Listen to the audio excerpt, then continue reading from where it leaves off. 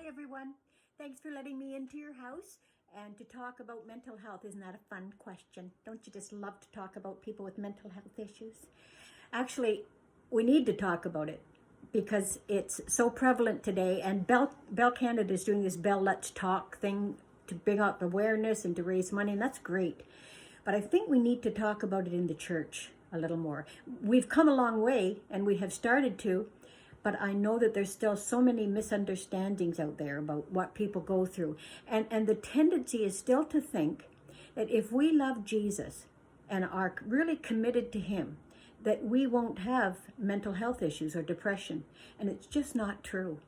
It would be the same as saying, if you know Jesus and you're committed to him, you'll never have cancer, you'll never have MS, you'll never have, and we know that's not true.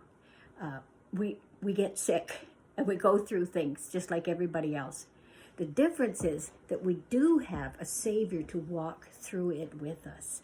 And we can have times where we get to know him even better because of these things. But that's not what I'm talking about. I'm talking about understanding that people who go through severe depression, let's say, which has been my problem, can still love Jesus with all their heart and feel suicidal.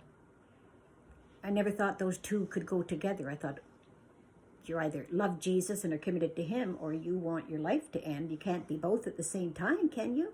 Yeah, you can. We've had several high-profile pastors in the States recently that, and in Canada, who have committed suicide and shocked everyone because they didn't know. You see, it's often not able to be seen.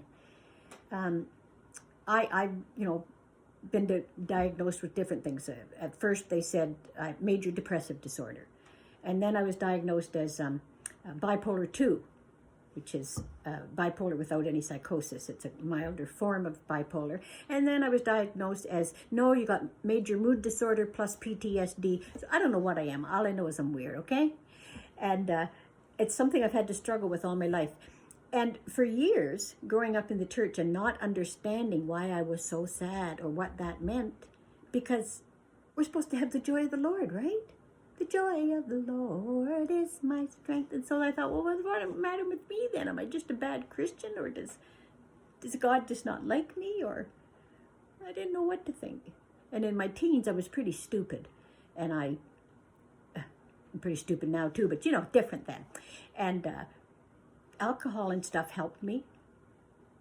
Made it worse, but it helped me for a little while. And I was desperate to find out what was wrong with me and to feel happy, and I couldn't.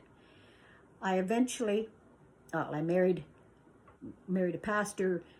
Then I became a pastor. I've been a speaker for years, but for the last 20 years or so, I was centering on the fact that I finally found out that I have a diagnosable problem and it can be medicated.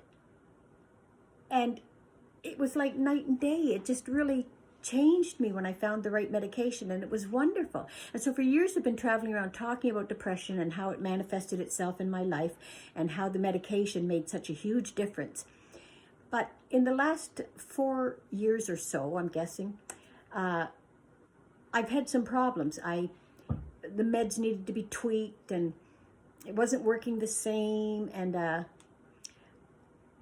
what I finally admitted a couple years ago when I spoke at one of our camps was that I was feeling suicidal then. They had asked me to speak, and I thought, well, I sure won't speak about depression because I'm not doing really well at all right now. And then I found out that was exactly what they wanted me to speak about. So I told my story, as I had for years, about finding medication and finding out that it wasn't sinful to suffer and it wasn't sinful to take meds. And yet I was going through this couple weeks of, I couldn't get out of my mind. I wanted to die so badly. I wanted to die so badly. And I thought, it can't be wrong because everybody else will be better off without me. And I was just suffering terribly. And then I had to speak. So I told them my story. And then I said, actually, that's how I'm feeling right now. You could have heard a pin drop. We didn't know what to do with it. Like, what do you mean? You can't be standing there on a platform preaching and saying you want to die. But I did. And, I'm seeking help. I've I've got therapy, I've got to get my meds tweaked and all of these things.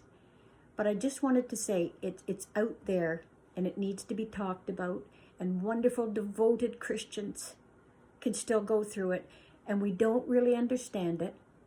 The reason I'll say that again, too, is a couple of years ago when I was going through this, I said to a pastor friend, I'm not doing well. And he said immediately, are you meditating and having your quiet time? I was shocked. I was shocked. Because the implication, of course, is that if I had been, I wouldn't be depressed. And I said to him later, I went to see him, I said, actually, that wasn't a good thing to say because you never asked me that when I had cancer. When you tell somebody you have cancer, they don't say, oh, how are your devotions doing? No. Because the implication is that if you'd been having your devotions and close with God, this wouldn't happen. So it does happen. It does happen. And we need to be aware, and we need to be able to make it so that people can talk about it without being rejected or considered less spiritual, and that they can seek help, and then that's okay. So talk about it, okay? Thanks.